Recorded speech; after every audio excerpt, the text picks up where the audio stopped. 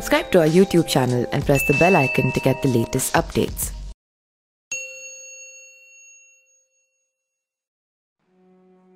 प्यारे श्रमिक भाइयों और बहनों, किसान देश का अन्नदाता है तो श्रमिक और कामगार देश का राष्ट्र निर्माता। हर देशवासी को असीम दर्द हुआ जब हजारों श्रमिक भाइयों और बहनों को सैकड़ों किलोमीटर भूखे प्यासे मजबूरी में पैदल घर वापस जाते देखा। मुझे मालूम है कि आज भी देश के अलग अलग कोनों में लाखों श्रमिक भाई और बहन मुश्किल में फंसे हैं और कोरोना महामारी के इस समय में घर वापस जाने के लिए इंतज़ार कर रहे हैं।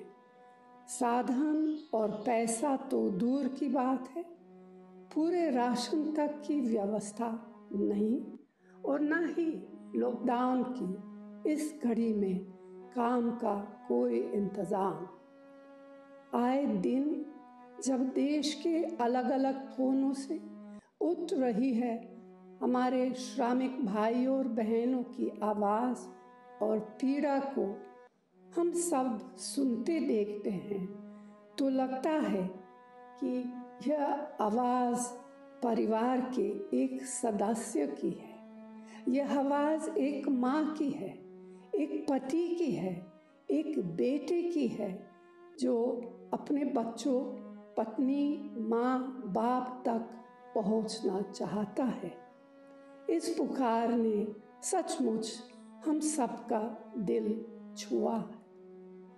मुझे और हर साथी को यह देखकर और भी पीड़ा होती है कि संकट की इस घड़ी में भारत सरकार और रेल मंत्रालय घर वापस लौटने के लिए रेल यात्रा का किराया और स्पेशल चार्ज वसूल रहे हैं।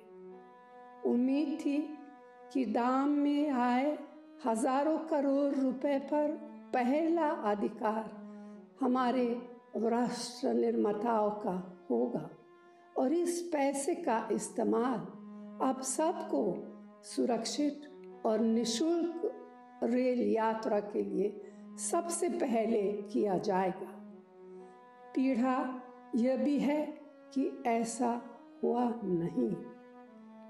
ये विकट हालात देखकर कांग्रेस पार्टी ने निर्णय लिया कि हर प्रदेश में ज़रूरतमंद श्रमिक भाइयों और बहनों के घर लौटने की रेल यात्रा का खर्च उठाएंगे। मैं उम्मीद करती हूँ कि आप सब जल्दी से जल्दी अपने प्रियजनों के पास पहुँच पाएंगे। महात्मा गांधी ने कहा था कि खुद को खोजने का सबसे अच्छा तरीका है खुद को दूसरों की सेवा में खो दो।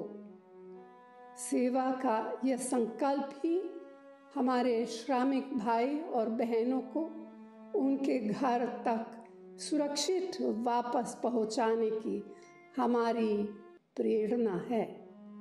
इस कर्तव्य को हम मजबूती से निभाएंगे। जय हिंद।